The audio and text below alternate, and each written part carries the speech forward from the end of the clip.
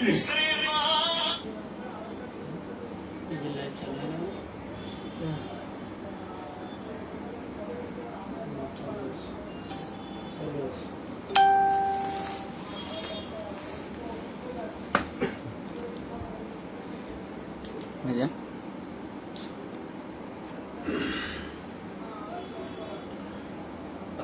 আলাইকুম ওয়া রাহমাতুল্লাহি ওয়া বারাকাতুহু। নিশ্চয়ই আপনাদেরকে অবগত করা হয়েছে বহুত মানুষের রিকোয়েস্টের জন্য আমি সপ্তাহে শুক্রবার 7টা থেকে সন্ধ্যা 7টা থেকে বিভিন্ন মানুষের প্রশ্ন উত্তর দিবার উদ্দেশ্যে লাইভে আসার চিন্তা ভাবনা রেখেছি। কেননা অনেক মানুষ বিভিন্ন জায়গা থেকে বিভিন্ন বিষয়ে প্রশ্ন করতে চায়, সবাই হয়তো এসে পৌঁছাতে পারে না, তাই তারা বারবার রিকোয়েস্ট করে যে ভাইজান আপনি যদি সপ্তাহে একটা দিন লাইভে বসতেন, আপনি কিছু বিবৃতি দিতেন যেটাকে আমরা ফলো করে চলতাম, এবং আমাদেরও কিছু জানার থাকলে সেটাকে আপনার কাছে আমরা রাখতাম, আপনি যদি তার উত্তর দিতেন, যেটা আমাদের জন্য খুবই উপকার হতো। আমি ব্যস্ততা থাকার মধ্যে দিয়েই আজকে যেমন 7টায় বসার কথা, আমি দুঃখিত 7:30 বেজে গেছে, 7:33। কেননা এক তো নেটের সমস্যা, দ্বিতীয় নম্বর কথা আজকে জুম্মার দিন, চারিদিক থেকে মেহমান এসেছিলেন, তেনাদের সঙ্গে একটু সময় দিতে গিয়ে একটু দেরি হয়েছে। তো যাক, আপনাদের কিছু জানার থাকলে আমার কাছে অবশ্যই আপনারা বলুন, আমি যথাসাধ্য চেষ্টা করব আপনাদেরকে সৎ উত্তর দিবার, সৎ পরামর্শ দিবার। এবং আমাদের এই যে প্রোগ্রাম ফুরফুরা শরীফ আহলে সুন্নাত ওয়াল জামাত PABS যে চ্যানেল আছে ইউটিউবে, এবং আমার নামে একটা পেজ পীরজাদা এমডি আব্বাস সিদ্দিকী, এই পেজে প্রতি সপ্তাহে শুক্রবার সন্ধ্যে 7টার সময় থেকে চেষ্টা করব আপনাদের সঙ্গে কথাবার্তা, প্রশ্ন উত্তর বিনিময় করার। সকলের সুস্থতা কামনা করি, সকলের দীর্ঘ আয়ু কামনা করি। বিশেষ করে বর্তমান বিশ্বজুড়ে যে হিংসা, যে সমাজ বিরোধী, যে মনুষ্যত্ব বিরোধী কর্মকাণ্ড মাথাচাড়া দিয়েছে, এ থেকে বিশ্বের মানবতা প্রেমী মানুষগুলোকে, সম্প্রীতি প্রেমী মানুষগুলোকে মহান স্রষ্টা রব্বুল আলামিন হেফাজত করেন। পাশাপাশি আমার দেশে সার্বভৌমত্ব নিরাপদে থাকুক, আমার দেশের সর্বধর্মের মানুষের মধ্যে ভাইচারা, ভ্রাতৃত্ব বজায় থাকুক। আজকে এই মুহূর্তে আমার দেশে সবথেকে চর্চিত ও মানুষের কাছে বড় কষ্টের বিষয় হলো আমার দেশের সংবিধান বিরোধী কালা কানুন কেন্দ্র সরকার তৈরি করেছে। দেশকে যারা পরিচালনা করছে তারাই যদি সংবিধান বিরোধী কালা কানুন তৈরি করে, তাহলে আমার দেশের ভবিষ্যৎ কোন দিকে যাচ্ছে? যুব সমাজ, তাদের শিক্ষা নেই, তাদের কর্ম নেই, বেকারত্ব দিনকে দিন বাড়ছে, জিনিসপত্রের দাম দিনকে দিন আকাশ ছোঁয়া হয়ে যাচ্ছে। এ নিয়ে সরকারের কোনো সৎ চেষ্টা, সে নিয়ে সরকারের কোনো ভাবনা চিন্তা আমরা সেভাবে দেখতে পাচ্ছি না। কি করে সরকার চারিদিকে কখনো রেলকে, কখনো বিভিন্ন এয়ারপোর্টকে বিভিন্নভাবে, এক কথাই বলতে পারি পাবলিক কোম্পানির কাছে বিক্রি করতে চলেছে, বিক্রি করেই দিয়েছে। অপরদিকে দেশের যিনারা দায়িত্বে রয়েছেন ঠিকভাবে না পরিচালনা করার জন্য আজকে চীন আমার দেশের একটা বড় জায়গাকে তারা দখল করতে করতে আগিয়ে আসছে। এ নিয়েও তাদের কোনো সৎ ইচ্ছা বা তাদের কোনো দেশপ্রেম বা এর বিরুদ্ধে কোন রকম প্রোটেস্ট করার চিন্তা ভাবনা, জায়গাকে ফিরিয়ে আনার চিন্তা ভাবনা, সৎ মনোভাব দেখতে আমরা পাচ্ছি না। কিন্তু আমরা একটাই দেখতে পাচ্ছি, শুধু ধর্ম ধর্ম। কি করে সমাজের বুকে ধর্মে ধর্মে লাগিয়ে দেওয়া যায় তার একটা ছোট্ট নমুনা আজকে ওয়াকফ কালা কানুন তৈরি হয়েছে। ওয়াকফ সংশোধনের নামে একটা কালা কানুন তৈরি হয়েছে। দীর্ঘ ৭৭ বছর দেশ চলে আসছে, হঠাৎ করে ইনার স্বপ্ন গেছে মুসলিম দরদি হবার, অথচ আমরা দেখছি এই দেশের প্রত্যেকটা অঙ্গরাজ্যে এই বিজেপি আসার পর থেকে মুসলিম পরিবারকে বোলডোজার দিয়ে ভাঙা হচ্ছে।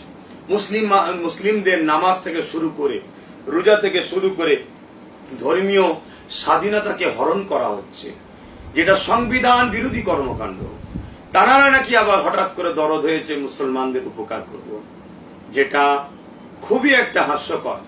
আজকে যাক আমরা এর মধ্যে দিয়েও একটা শান্তি বা একটু নিঃশ্বাস ফেলার ব্যবস্থা পেয়েছি। কেন সুপ্রিম কোর্ট, আমার দেশের সর্বোচ্চ ন্যায়ালয় আদালত, যেটা তিনার মানে যেটা পুরাতন ছিল এই রায় দিয়েছেন সেটাই থাকবে।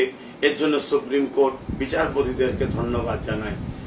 আসুন আমরা সকল দেশবাসী ঐক্য হই, সংগঠিত হই। দেশের সার্বভৌমত্ব, সর্বধর্মের মানুষের রুজি রুটি, কর্মসংস্থান, সুশিক্ষা, সুস্বাস্থ্য থাকার সুব্যবস্থার জন্য আমরা অঙ্গীকারবদ্ধ হই।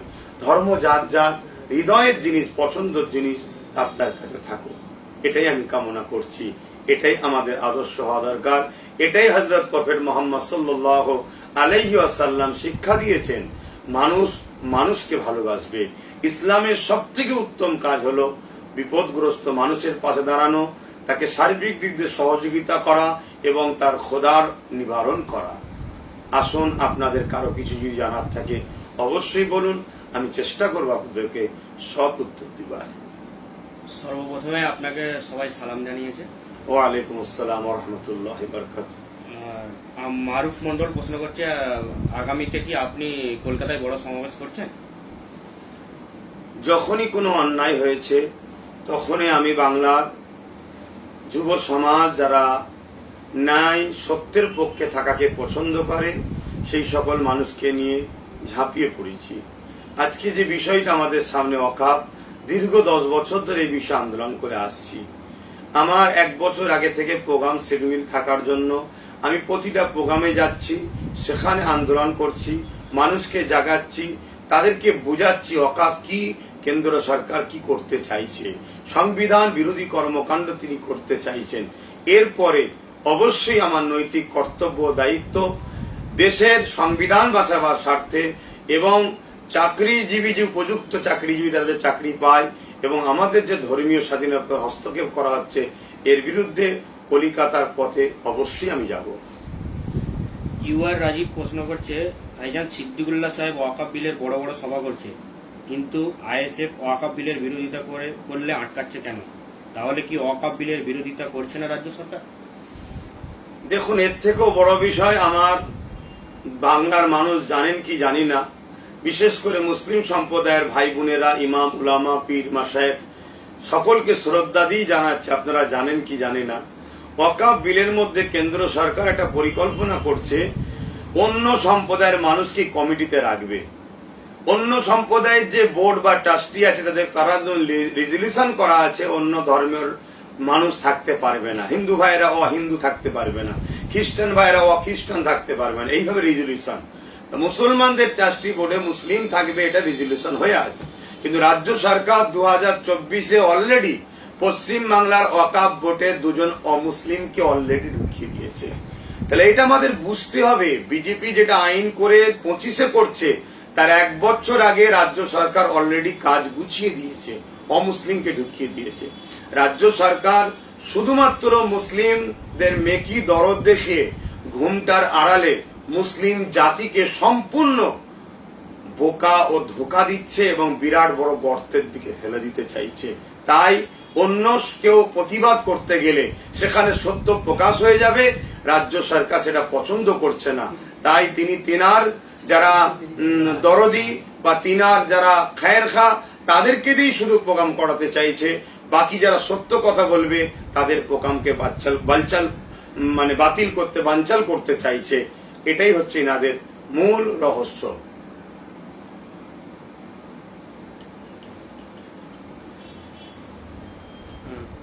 হার্সিস যে প্রশ্ন করছে, আজকে ফুরফুরাতে যে মিটিং হয়েছিল সেখানে আপনি উপস্থিত ছিলেন না কেন ভাইয়া?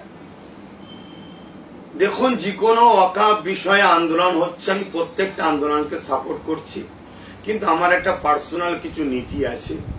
সেই নীতিটা হচ্ছে এটাই যে ওয়াকাফ যখন বিল পাস হচ্ছিল রাজ্যের 3টে এমপি সেখানে হাজির দিল না, এ বিষয়ে প্রতিবাদ হচ্ছে না কেন, এটা আমার দুঃখ লাগছে। তারপরে রাজ্যের সিএম সর্বোচ্চ মাথায় যিনি বসে আছেন, 10.5 কোটি মানুষের প্রতিনিধি বা 10 কোটি মানুষের প্রতিনিধি, নিন্দা বিল পাস করে তিনি কেন সুপ্রিম কোর্টে গেলেন না, এই বিষয়ে কেন জিজ্ঞেস করা হচ্ছে না? কোন এক জায়গায় আমায় ব্যথা দিচ্ছে, কোন এক জায়গায় আমায় কষ্ট দিচ্ছে, এবং ভাঙরে নিরীহ মানুষগুলো যারা ওয়াকাফ কালা কানুনকে বাতিল করার জন্য খাওয়া দাওয়া ছেড়ে দিয়ে, কাজ কাম ছেড়ে দিয়ে শান্তিপ্রিয় র্যালিতে তারা আসছিল, তাদেরকে যেভাবে মারা হলো, এ বিষয়ে রাজ্য সরকারের বিরুদ্ধে কোনো প্রশ্ন কাঠগড়ায় তোলা হচ্ছে না কেন? এইসব বিষয়গুলোকে নিয়ে আমি একটুখানি ভাই নিজে থেকে দূরে থাকাকে পছন্দ করছি, তাই আমি দূরে আছি। বাকি যারা আন্দোলন করছেন তেনাদের আন্দোলনকে আমি সমর্থন করছি, কেন এ কালা কানুন সংবিধান বিরোধী, তাই এ বাতিল হওয়া দরকার। এটা যেই করুক আমি আশা রাখবো আমরা যেন কামিয়াবি হই, এটাই আমি আল্লাহর কাছে দোয়া চাইব। কিআরএম টিভি প্রশ্ন, রাজ্যের মুখ্যমন্ত্রী এবং তার দলের কয়েকজন বিধায়ক বলছে এ বিল কেন্দ্র সরকার পাস করেছে, তো আন্দোলন করতে হলে দিল্লি গিয়ে করুন, এ বিষয়ে আপনার মতামত কি? এই বিষয়টা বলতে গিয়ে তাগের বিষয়ে বলছি, এই বিষয়ে মানুষ আওয়াজ তুলছে না কেন? যখন সিএ পাস হচ্ছে তখন রাজ্যে দিদিমণি সহ সবাই নেমে পড়লেন, ক্যা ক্যা ছিছি করে নাটক শুরু করে দিলেন, অথচ মানুষকে, সাধারণ মানুষকে বোকা বানিয়ে দিলেন। তারপরে কোন জিনিসের যখন দাম বাড়ে রাজ্যে আন্দোলন করছে, আরে সেন্ট্রাল সরকার যখন দাম বাড়াচ্ছে দিল্লিকে আন্দোলন করেন। তারপরে আমরা দেখেছি 100 দিনের কাজ যখন আটকে দিয়েছে, আদৌ তাদের মধ্যে কি গটাপ কেস চলছে আমরা জানি না, সে নিয়ে দিল্লি থেকে না আন্দোলন করে আপনি এখানে আন্দোলন করছেন। এর পাশাপাশি আমি এই প্রশ্নের উত্তর এটাই দেব, ভারতবর্ষ কি পশ্চিমবাংলা সরকার ভারতবর্ষ থেকে কি পশ্চিমবাংলাকে আলাদা করতে চাইছেন? পশ্চিমবাংলা কি ভারতের অঙ্গরাজ্য নয়? তাহলে ভারতবর্ষে আন্দোলন হবে, ভারতবর্ষের প্রত্যেকটা অঙ্গরাজ্যে আন্দোলন হবে। দেশের বিরোধী কোনো আইন হলে দেশবাসী তাতে আন্দোলন করবে, সংবিধান বিরোধী আন্দোলন হলে দেশবাসী আন্দোলন করবে। আমরা কি ভারতের নাগরিক নয়? তো এই জায়গাতে আমার কোনো এক জায়গায় ডাউট হচ্ছে, এই আন্দোলন বাংলায় যখনই সংগঠিত হচ্ছে, ওপর থেকে দাদা হয়তো বলছে যে দেখ আমি সিবিআই পার্টি অনেককে তুলিনি, তোকে আমি দুজনে সেটিং করে রেখেছি, এই আন্দোলনকে রোক, তাই হয়তো আমাদেরকে বাংলায় আন্দোলন দিতে চাইছে না, দিল্লি দেখাতে চাইছে। খেটে খাওয়া গরিব মানুষগুলো দিল্লি যাবে কি করে? অবশ্যই যেতে রাজি আছি আমি বা আমরা। কি যেভাবে কৃষক বন্ধুদের ঘরে পাঞ্জাব সরকার সাথ দিয়েছিল, আপনি 7 দিন আপনি তো বলেছিলেন বিজেপিকে রুখতে আমায় ভোট দাও, তাহলে আজকে বিজেপি যখন এই কালা কানুন তৈরি করছে, আপনি আমাদেরকে 7 দিন থাকা খাওয়া গাড়ি ভাড়া খরচ তেল, এবং কেউ মারা গেলে পাঞ্জাব সরকার যেভাবে ক্ষতিপূরণ দিয়েছিল, তাহলে সবাই দিল্লিমুখী হবে? আপনি দেবেন না, নিজে করবেন, লোক দেখানো শুধুমাত্র। এটা একটাই জিনিস, আন্দোলন সংগঠিত হতে দিতে চাইছে না বাংলার বুকে কেউ, না সত্য কথা বলে ফেলে। তাই রাকিবুল মোল্লার প্রশ্ন, 14 তারিখ ভাঙড়ের ঘটনায় ভাঙড়ের একাধিক আইএসএফ কর্মী ও নিরীহ সাধারণ মানুষকে গ্রেপ্তার করছে পুলিশ, থানায় নিয়ে গিয়ে মারধরও করা হচ্ছে, এই বিষয়ে আপনি কি বলবেন? এ বিষয়ে একটাই কথা বলবো, পুলিশ যদি জুলুম করে অবশ্যই জালিমের বিচার আল্লাহ করবে। আপনি পুলিশ, আপনাকে সম্মান শ্রদ্ধা করব, কিন্তু পুলিশ যদি আপনি জালিম হন, অবশ্যই আল্লাহর কাছে অভিশাপ বদদোয়া করে আল্লাহ যেন আপনাকে বিচার করে, আপনাকে আল্লাহ কঠিন শাস্তি দেন। এভাবে নিরীহ মানুষকে তুলে নিয়ে যাওয়া, এটা আপনার অন্যায় হচ্ছে। দ্বিতীয় নম্বর কথা, ভাঙড়ে যে ঘটনা ঘটেছে সম্পূর্ণ রাজ্য সরকারের তথাকথিত গুন্ডা ক্যাডার বাহিনীরা করেছে। কেন পুলিশ কখনো স্যান্ডেল জুতো পরে ঘোরে? পুলিশ কখনো চপ্পল পরে ঘোরে? পুলিশের তো বুট থাকবে, চপ্পল পরে। ওখানে পুরো সিসিটিভি দিয়ে মোড়া আছে, পুরো সিসিটিভি কে পাবলিক করা হোক, ওখানে সিসিটিভি পাবলিক করা হোক। এবং নওশাদ সিদ্দিকী বলেছে কেউ যদি আইএসএফ এর থাকে, তাকে আপনি চিনতে না পারেন আমাদেরকে বলুন, আমরা তুলে দেবো। এত বড় চ্যালেঞ্জ দিচ্ছে সে, তা না করে আপনি নিরীহ মানুষকে তুলে নিয়ে যাচ্ছেন। এর মূল লক্ষ্য হলো এটাই, সর্বদিক দিয়ে চেয়েছে কি করে নওশাদকে ঘরে ঢুকানো যায়। এদিকে 77টা বিজেপি, তাদেরকে ঘরে ঢুকাবার স্বপ্ন দিদিমণি একবারও দেখছে না। শুভেন্দু কত বড় বড় সমাজ বিরোধী, সংবিধান বিরোধী, উস্কানোমূলক কথা বলছে, সেখানে একের অধিক থানা করছে না। শুধু ভাঙর ভাঙর, শুধু ভাঙর। মোল্লাদেরকে শেষ করো। আর নওশাদ সিদ্দিকী একটা মুসলিম পরিবারের ছেলে, হিন্দু, দলিত, আদিবাসী, শিখ, পাঞ্জাবি, সর্বধর্মের গরিব মানুষের অধিকারের জন্য সে বিধানসভার ভেতরে বাইরে পুরো বাংলা ঘুরে বেড়াচ্ছে। এটা দিদিমণির জন্য একটা নিজেরও বুকে ব্যথা এবং ওপর থেকেও চাপ দেওয়া হচ্ছে দিদিমণিকে, যেটা রুখছে না কেন। তাই কোনোভাবে যখন পারেনি তখন নিজেরাই গেম প্ল্যান তৈরি করে দূরে আন্দোলন মিটিং হচ্ছে, তা থেকে অনেক দূরে গিয়ে তারা নিজেরাই পুরাতন সব বাইকগুলো থানা থেকে নিয়ে এসে পুড়িয়ে এটা নিরীহ সাধারণ ছেলেদেরকে কেস দেওয়া হচ্ছে। এ বিষয়ে আমি সাধারণ মানুষকে একটাই কথা বলবো, ঘাবড়ে যাবেন না, আরো সংগঠিত হন। ব্রিটিশকে আমরা তাড়িয়েছি, ব্রিটিশকে তাড়াতে গিয়ে অনেক পরিবার জীবন, অনেক কিছু কোরবান করতে হয়েছে। এই অত্যাচারের হাত থেকে যদি আমরা রেহাই পেতে চাই, আমাদেরকে আরো সংগঠিত হতে হবে, আরো শক্তিশালী হতে হবে।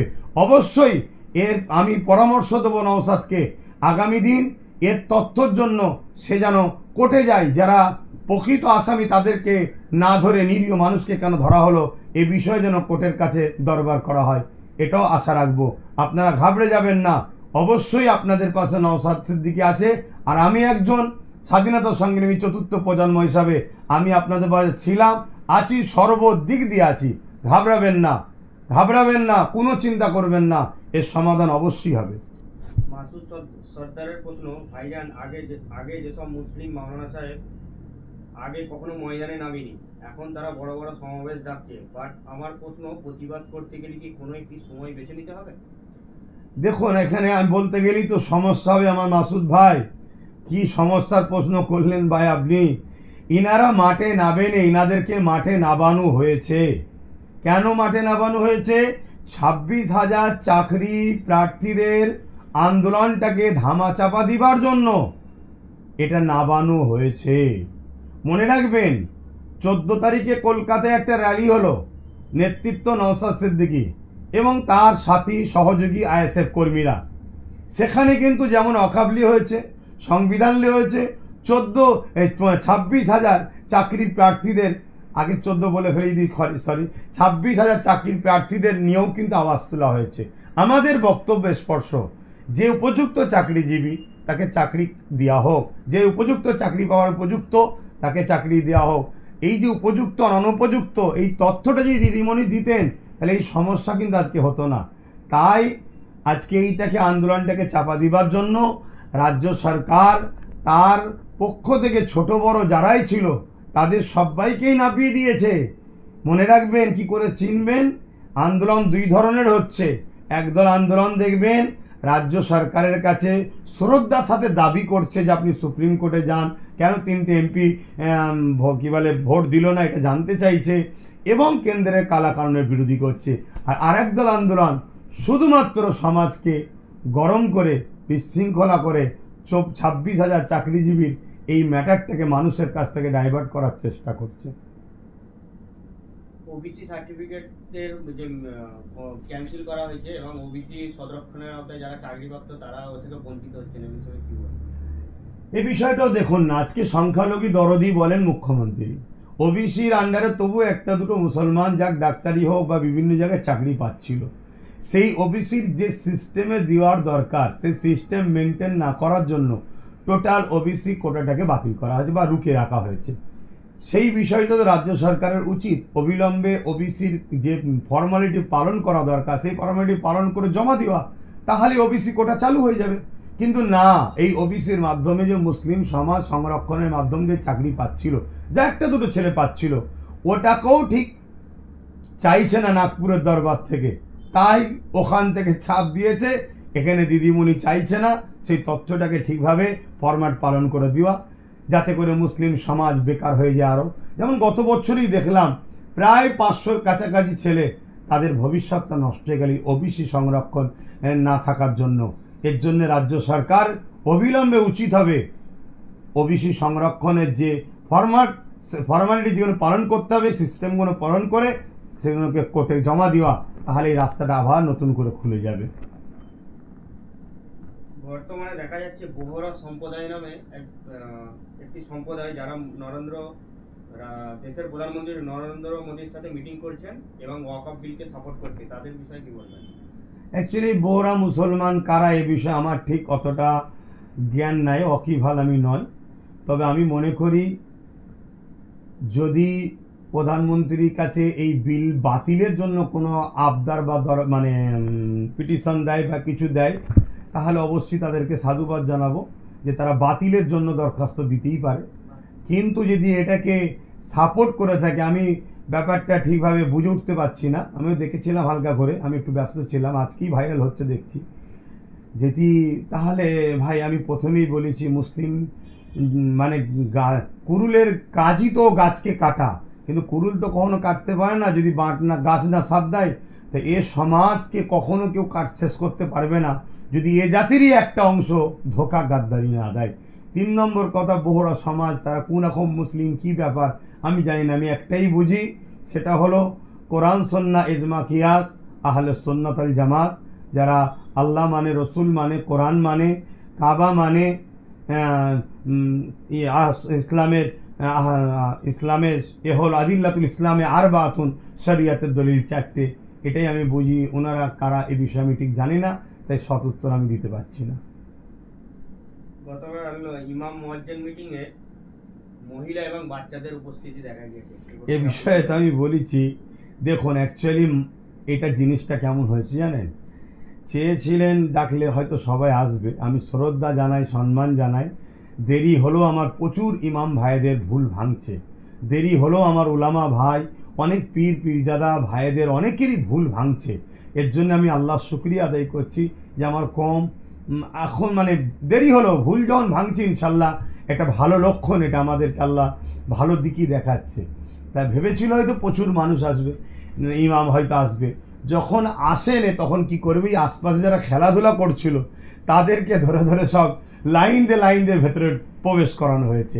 সেখানে যাকে পেরেছে তাকেই ঢুকিয়েছে, সেখানে মহিলা ইমাম হয়ে গেছে, হাফ প্যান্ট পরা ইমাম হয়ে গেছে, এরকম সব যাকে পেরেছে। তবে যারা ওখানে দায়িত্বশীল মুসলিম সমাজের মাথায় ছিল, তেনাদের বলা দরকার ছিল ইমামদের ডেকে, আর এই জিনিসটা যে করছেন এটা আমার ধর্মকে খিল্লি করা হচ্ছে। অ্যাকচুয়ালি ব্যাপারটা গিয়ে না আমার কমেরই একটা অংশের কাছে আমার ধর্ম আক্রান্ত। এই জন্যেই আজকে সবাই সাহস পাচ্ছে। এই যে কেউ মসজিদ লুটতে চাইছে, কেউ মাদ্রাসা লুটতে চাইছে, কেউ 10,000 মাদ্রাসা দিবার নামে শিক্ষক বন্ধ করে মাদ্রাসা শেষ করছে, এসব সবের পিছনে আমার কমের একটা অংশ যারা মাথায় বসে আছে তাদের একটা বড় ভুলের জন্য এই জিনিসগুলো হচ্ছে। আসলাম শেখ প্রশ্ন করছে, আগামী বিধানসভা ভোটে কি মিমের সাথে জোট হচ্ছে? এ বিষয়ে যারা দায়িত্বশীল আছে আইএসএফ এর, তারা জিজ্ঞেস করলে মিটিংয়ের ব্যাপার তারা ভালো বলতে পারবে। ভোট এখন অনেক দূর, ভোট নিয়ে তো আর শুধু বসে থাকলে হবে না। আমরা সমাজকে অন্যায় থেকে সমাজকে বাঁচাতে চাই, সমাজ পরিবর্তন করতে চাই, অন্যায় মুক্ত সমাজ করতে চাই। জসিম মল্লিক জানতে চাইছে, ভাইজান আমাদের ক্যানিং পূর্ব বিধানসভায় একটা প্রতিবাদ সভা করা যাবে কি? অবশ্যই করা যাবে। তার জন্যে ফুরফুরা আহলে সুন্নাত আল জামাতের অফিস ইনচার্জ আমার আলাউদ্দিনের সঙ্গে আপনারা যোগাযোগ করুন। কেন করা যাবে না, বিভিন্ন জায়গায় আহলে সুন্নাত আল জামাত প্রোগ্রাম করছো তো।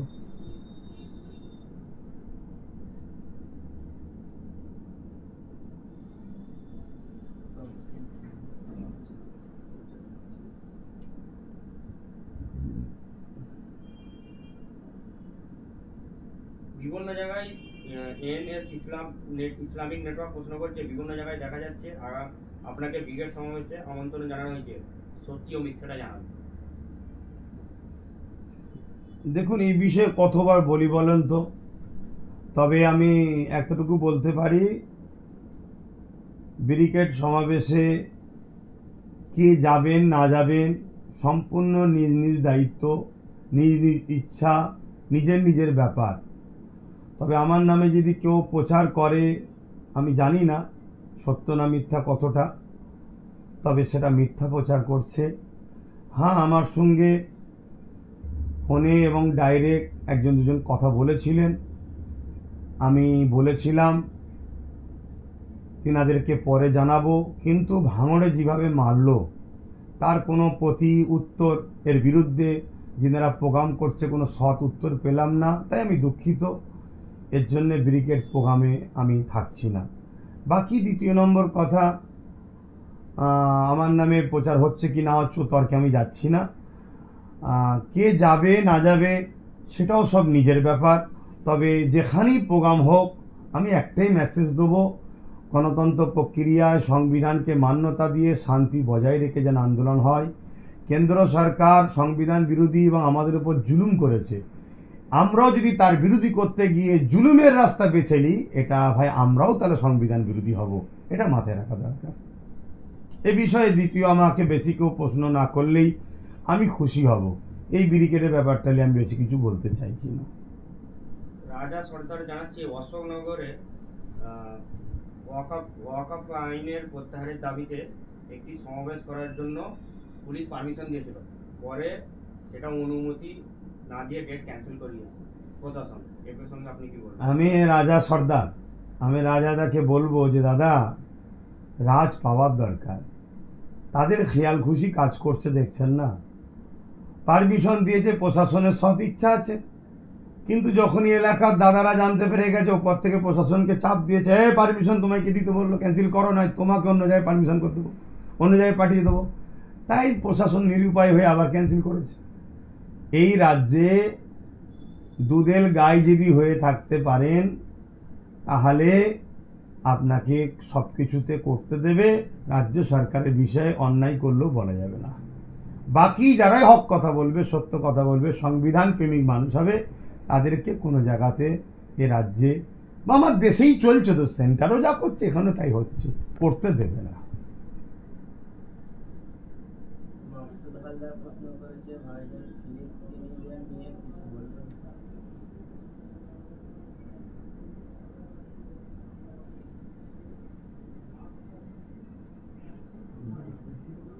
একজন ব্যক্তি প্রশ্ন করছে যে বর্তমানে আমরা মুসলিম হিসাবে আমাদের এই বিল যে এসছে এর বিরুদ্ধে আমাদের করণীয় কি? আমাদের করণীয় আমার ক্ষুদ্র জ্ঞানে তিনটে। এই যে কালা কানুন এনেছে এর বিরুদ্ধে আমার ক্ষুদ্র জ্ঞান তিনটে। প্রথম নম্বর কথা হলো, আইন যখন হয়েছে আইনের অস্ত্র দিয়ে তাকে কাটতে হবে। তার জন্য যত বেশি বেশি পারো সুপ্রিম কোর্ট এবং সাধারণ মানুষের থেকে রাজ্য সরকারকে চাপ দাও সুপ্রিম কোর্টের জন্য, রাজ্যের এমএলএ এমপিকে চাপ দাও সুপ্রিম কোর্টের জন্য।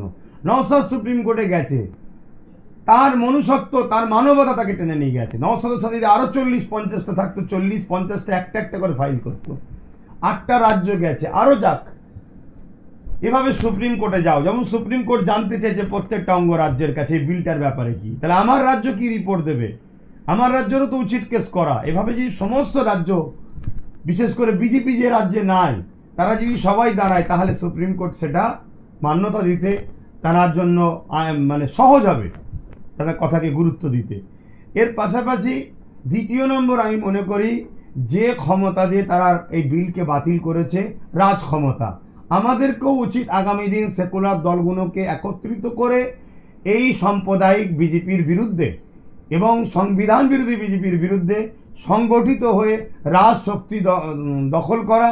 যে রকম সংখ্যাগরিষ্ঠ দ্বারা তারা বিলকে বাতিল করেছে, আমাদেরও সংখ্যাগরিষ্ঠ তৈরি করে ওই বিলকে বাতিল করে যেমন পুনরায় ছিল এবং সুন্দর করে সেই জিনিসটা তৈরি করে নেওয়া। তাতে দেরি হোক, 5 বছর দেরি হতে পারে, চেষ্টা করতে হবে, হাত গুটিয়ে বসে থাকলে হবে। শেষ আমার যেটা মনে হয় সেটা হলো কৃষক বন্ধুদের মধ্যে আন্দোলন। কৃষক বন্ধুদের মতো আন্দোলন করতে গেলেও রাজ্য সরকার কৃষক বন্ধুদের পাশে, পাঞ্জাব সরকার সাথ দিয়েছিল। তাহলে আমাদেরও বড় প্রত্যেকটা সেকুলার বা ধর্মনিরপেক্ষ যারা শাসক যেসব রাজ্যে আছে বিজেপি বাদ দিয়ে, সেসব রাজ্যের সরকারকে এই সংবিধান বিরোধী বিলের বিরুদ্ধে পাবলিকের সাথ দেওয়া দরকার। আমার রাজ্যে যেমন টিএমসি গভর্নমেন্ট আছে, সরকারকে সাথ দেওয়া দরকার, তবে কিন্তু এটা সাকসেসফুল হওয়া সম্ভব আমি মনে করি। চতুর্থ কোনো রাস্তা আছে বলে আমার জানা নাই।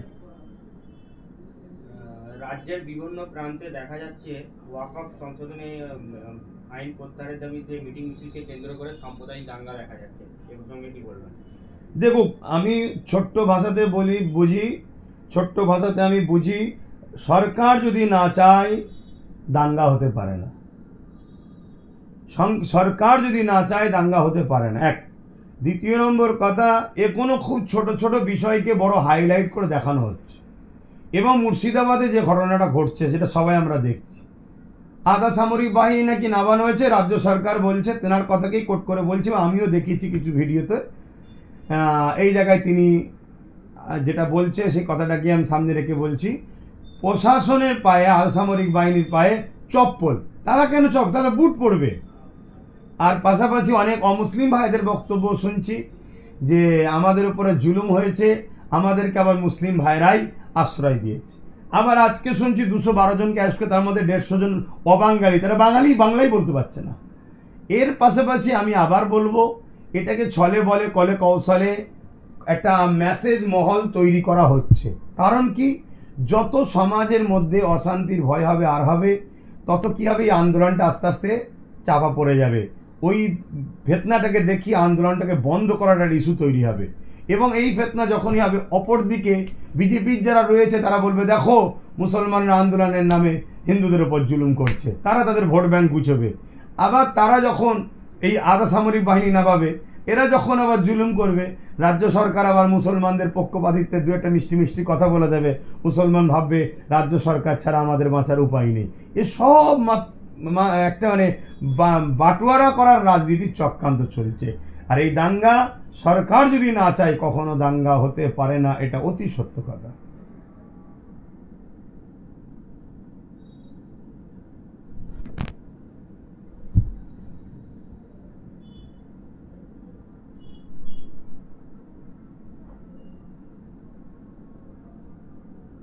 আসিম কিং প্রশ্ন করছে, ভাইজান ওয়াকফ নিয়ে কি আগামী দিন মালদাতে কোনো রকম প্রতিবাদ সভা করবে? সব জায়গাতেই আমরা করব, সব জায়গাতেই ছোট ছোট করে মানুষকে কেমন জাগানো হচ্ছে, মানুষকে সজাগ। দেখুন, এই আন্দোলনটা কিন্তু একদিনের নয়, আজ হয়েছে কালকে হয়ে যাবে এমনটা নয়। এটা আমাদেরকে আস্তে আস্তে সংগঠিত করতে হবে। একদিনেই যদি আমরা পুরো সব করে ফেললাম পরে, তাহলে জিনিসটা মানুষ বুঝতেও পারবে না যে কি করতে চাইছে। আগে মানুষকে তো আপনাকে জাগাতে হবে, সর্বধর্মের মানুষকে আপনাকে বোঝাতে হবে যে ভাইরা কি বন্ধুরা, দেশবাসীরা, এটা শুধুমাত্র মুসলমানদের সমস্যা নয়। 2023-এ জল জঙ্গলের সম্পদ এভাবে আইন তৈরি করে কেন্দ্র সরকার নিয়েছে। তারপরে 2025-এ অকাপ সম্পদের উপরে হামলা দিয়েছে। এরপরে তো দেবত্ব সম্পত্তি আমার হিন্দু ভাইদের আছে, তার উপরে হামলা করবে, শিখ ভাইদের হামলা করবে। তাদের প্রত্যেকটা ধর্মের পূর্বপুরুষরা তাদের অর্থনীতি, যারা মানে সবল ছিল অর্থনীতিতে, তিনারা তাদের ধর্মের মানুষের শিক্ষা, স্বাস্থ্য, ধর্মীয় কাজের জন্য এই অর্থ দান করে গেছে, জায়গা জমি দান করে গেছে। মুসলমানদের ওই দানটাকে অকাপ বলা হয়, হিন্দু ভাইদের দেবত্ব সম্পদ বলা হয়, বিভিন্ন ধর্মের রয়েছে। তাই এই আন্দোলন আমাদের সর্বস্তরে করতে হবে। তবে বারবার বলছি, সংবিধান ও গণতন্ত্র বিরোধী নিরীহ আমাদের এই লড়াই কেন্দ্রের কালা কানুন যে তৈরি করেছে তার বিরুদ্ধে। মোটেই আমাদের লড়াই কোনো জাতি, কোনো ধর্ম, কোনো ভাষার বিরুদ্ধে নয়, কোনো ব্যক্তির বিরুদ্ধে নয়। এমডি সাইফুদ্দিন ইসলাম বলছে, মমতা ইমামদের নিয়ে সেটিং করতে ব্যস্ত, আর নওশাদ সিদ্দিকী ভাইজান সুপ্রিম কোর্টে ওয়াকফ মামলা নিয়ে ব্যস্ত। এ বিষয়ে কি বলবেন? যদি এই বিষয়টা পিছিয়ে পড়া মানুষ, মুসলিম, হিন্দু, আদিবাসী সমাজ বুঝতে পারে, তাহলে অবশ্যই আগামী দিন তাদের জন্যই কল্যাণ হবে। নওশাদের পাশে তারা এসে দাঁড়াবে। আগামী দিন নওশাদ সর্বধর্মের মানুষের জন্য বিধানসভার ভেতরেও যেমন আওয়াজ তুলছে, বাইরেও তুলছে। আগামী দিন যাতে করে সর্বধর্মের মানুষ তাদের শিক্ষা, স্বাস্থ্য, কর্ম, বাসস্থান, যেটা সংবিধান অধিকার দিয়েছে, সেটা যদি পাইয়ে দিতে পারে, নওশাদ যদি আরও শক্তিশালী হয়, মানুষেরই সেখানে কল্যাণ হবে। তাই আমার ওই ভাইকে বলবো, এভাবে যদি সবাই বোঝে, তাহলে আগামী দিন আমাদের সবার জন্যই কল্যাণ হবে, ভালো হবে। দাদা হুজুর স্টুডিও প্রশ্ন করছে, বর্তমান পশ্চিমবঙ্গে দেখা যাচ্ছে বিরোধীদের আন্দোলন করতে দিচ্ছে না রাজ্য সরকার। এর পিছনে কি কেন্দ্র সরকার ও রাজ্য সরকারের কোনো সেটিং আছে? অবশ্যই সেটিং আছে। কেন্দ্র সরকার বিলটা করেছে, রাজ্য সরকার বিলটাকে সাপোর্টও করছে। মুখে বলছে করি না, কিন্তু বাস্তবে আন্দোলনের নামে যারা আন্দোলন করতে না, ওয়াকফ বিল বাতিল করো, তাদেরকে পিটছে কেন রাজ্য সরকার? তো মুখে এক আর কাজে আর এক। অতএব কেন্দ্র সরকারকে কখনো রাজ্য সরকার চটাবে না, কেন রাজ্য কেন্দ্র সেটিংয়ে চলছে।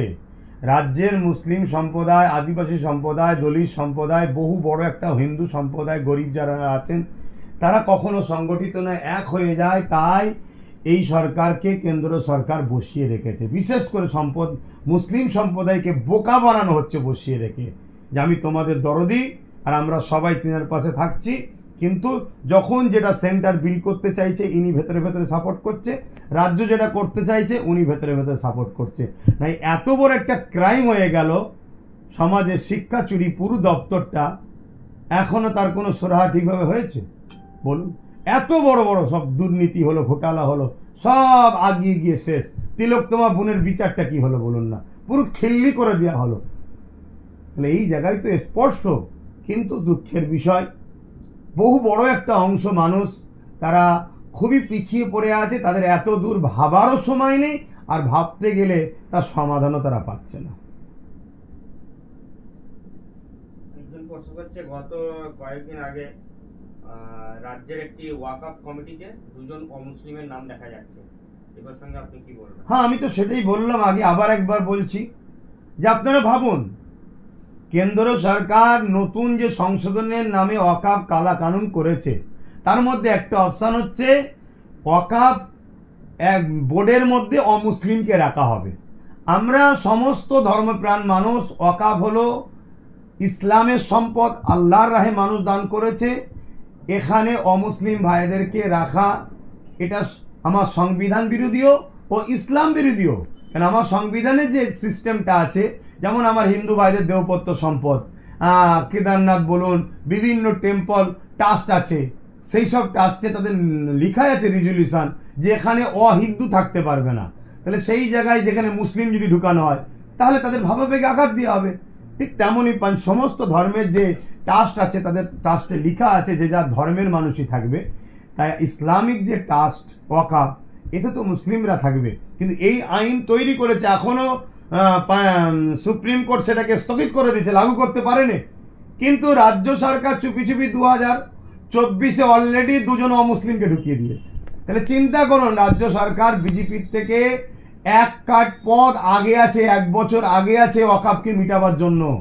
এটা কেন যে আমার কম স্বজাতি বুঝছে না, কেন যে উলামারা বুঝছে না, আমি ভাবতে পারছি না। না বোঝে, কি খোরাক পেচ্ছে আমি ভাবতে পারছি না। মসজিদ মাদ্রাসাগুলোকে তছনছ করে দেওয়া হচ্ছে। এখনো যদি না বোঝেন, জাগেন, আল্লাহর পক্ষ থেকে শাস্তি যেদিন আসবে সেদিন বুঝতে পারবেন, সেদিন রেহাই পাবেন না। রাজ্যের বিভিন্ন প্রান্ত থেকে মানুষ জানতে চাইছে যে আপনি কবে ব্রিগেড ডাকছেন? দেখুন, আমি প্রতিটাই প্রোগ্রামে যাচ্ছি। আজ থেকে 3 মাস হলো আমি ব্রিগেডের প্রচার করছি, 3 মাস হলো কম বেশি। প্রত্যেকটা জায়গায় যারা আমার সামনে হাজির হয় তাদের কাছ থেকে অঙ্গীকার নিচ্ছি, হাত তুলে দেখছি, মানুষ আমার ডাকে সাড়া দিচ্ছে। আমি এটাকে দেখতে চাইছি, আমি এটাকে 20 থেকে 25 বা 30 লক্ষ মানুষের একটা টার্গেট নিচ্ছি। নিয়ে আমার সব গোছানো হয়ে গেলে অবশ্যই আপনাদেরকে জানাবো, অবশ্যই আপনারা জানতে পারবেন। আমার এই পেজ এবং আমার ইউটিউব চ্যানেল PABS এবং আমার এই যে পেজ পীরজাদা MD আব্বাস সিদ্দিকী, এর মাধ্যম দিয়ে জানানো হবে। প্রত্যেকটা জায়গায় আহলে সুন্নাত ওয়াল জামাতের শাখা সংগঠন যে আছে তাদের মাধ্যম দিয়ে জানানো হবে। পেপার পত্রিকা সর্ববিষয়ে আপনাদেরকে সজাগ করানো হবে। তবে যিনারা হাত তুলে অঙ্গীকার করছেন, আমি আশা রাখছি তেনারা যেভাবে আমার সাথ দিচ্ছে, আমার টার্গেটের থেকেও হয়তো অনেক বিশাল বড় জমায়েত আল্লাহর দয়াতে হতে পারে ইনশাল্লাহ। বিভিন্ন মানুষ আপনাকে সুস্থ থাকার জন্য দোয়া করেছেন এবং আপনার কাছ থেকে দোয়া নিচ্ছেন ও বলছেন ভাইজানের হ্যাঁ হ্যাঁ না না। আল্লাহ আপনাদেরকে খুশিতে রাখো, হাসিতে রাখো। আমি দোয়া করি দোনো জাহানের সুলতান হজরত প্রফেট মোহাম্মদ সাল্লাল্লাহু আলাইহি সাল্লামের ওয়াস্তা খাতিরে আল্লাহ এই উম্মতে মোহাম্মদীকে প্রত্যেকটা বিপদ আপদ থেকে নিরাপদে রাখেন, সুস্থ রাখেন, ভালো রাখেন, ইমান ইজ্জত হিফাজত করেন।